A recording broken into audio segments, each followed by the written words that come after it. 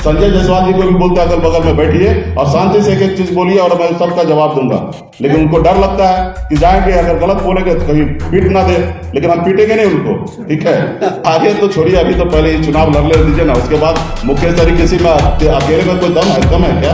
अब बताइए, मुकेश सहनी यहाँ पे लगा पेपर भी लिखा कि तीसरा फैक्टर हो गया कि 3 कोने में लड़ाई है। तो आप बताइए कि आजादी के 75 साल के बाद एक मल्ला का बेटा अगर मैदान में उतर जा रहा है और त्रिकोणिया अगर चुनाव कर दे रहा है तो क्या मुकेश सहनी कम पावर है? आपको किसी के पास क्यों जाने की जरूरी है?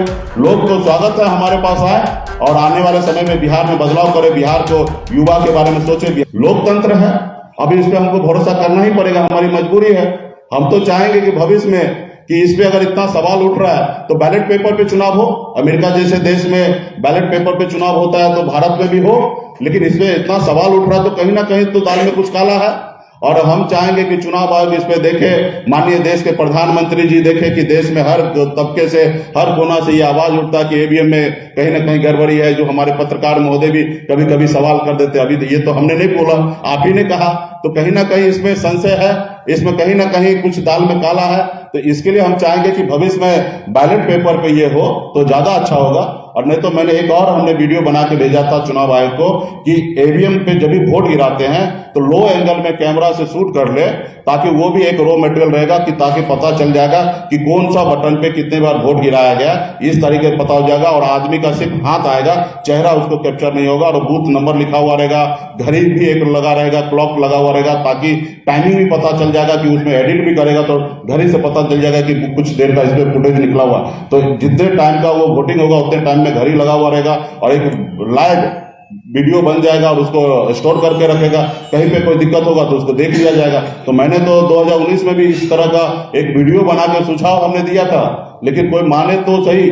देश में हम मानते हैं कि कोई गरीब विचारधारा वाले लोग का देश में सरकार बनेगा तो हमें लगता है कि शायद ये इस चीज को समस्या जो है उसको हल करेंगे। मुकेश सहनी आगे किस पार्टी के साथ समर्थन में? आगे तो छोड़िए, अभी तो पहले चुनाव लड़ ले दीजिए ना, उसके बाद मुकेश सहनी किसी में अकेले में कोई दम है, कम है क्या?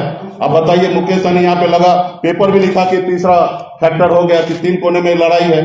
तो आप बताइए कि आजादी के 75 साल के बाद एक मल्ला का बेटा अगर मैदान में उतर जा रहा है और त्रिकोणिया अगर चुनाव कर दे रहा है तो क्या मुकेश सहनी कम पावर है?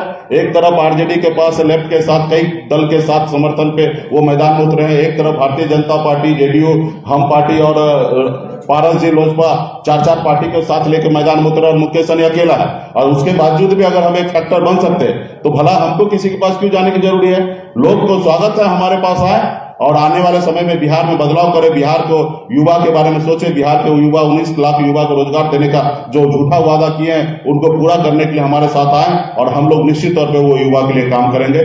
बहुत बहुत धन्यवाद। और कुछ पूछना है?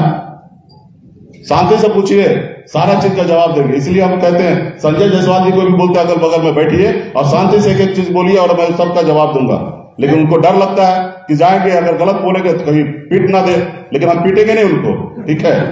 हाँ, ये हम उसको सुनिश्चित कर देते हैं आपके माध्यम से कि हम लोग इतना बड़ा गलती नहीं करेंगे। हम लोग लोकतंत्र पे भरोसा करते हैं और हम लोग सही से चलने वाले लोग हैं। कल पासी समाज मुख्यमंत्री की रैली में काफी विरोध प्रदर्शन जता रहा था, क्या आप उसके साथ समर्थन में खड़े हैं? एक्चुअली देखिए, ये बात सही है कि पासी समाज में समस्या है, मुख्यमंत्री जी ने घोषणा किया और वो अभी तक पूरा नहीं हुआ। मैं चाहूंगा कि मुख्यमंत्री जी जो घोषणा किए थे उसको पूरा करे और मुख्यमंत्री जी तो जबरदस्ती आए। मुख्यमंत्री के दिल में मुकेश सहनी है और इसलिए उन्होंने लास्ट समय में आए, वो गठबंधन धर्म निभाने के लिए जबरदस्ती आए। उससे पहले बड़ा संदेश माननीय मुख्यमंत्री जी ने दे दिया।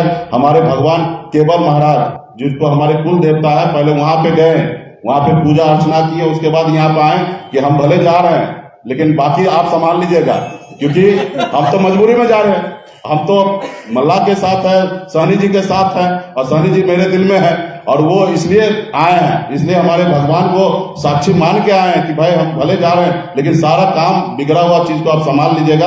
तो माननीय मुख्यमंत्री जी के दिल में मैं हूँ और वो मेरे लिए लास्ट समय में आए और आपने देखा उनके भाषण में भी बहुत ये नहीं था कि मुकेश सहनी को वोट नहीं देना है, ठीक है। तो ये हमारे लिए, इसके लिए भी माननीय मुख्यमंत्री जी को धन्यवाद देता हूँ। लाइव बिहार YouTube पर सब्सक्राइब और Facebook पर लाइक जरूर करें।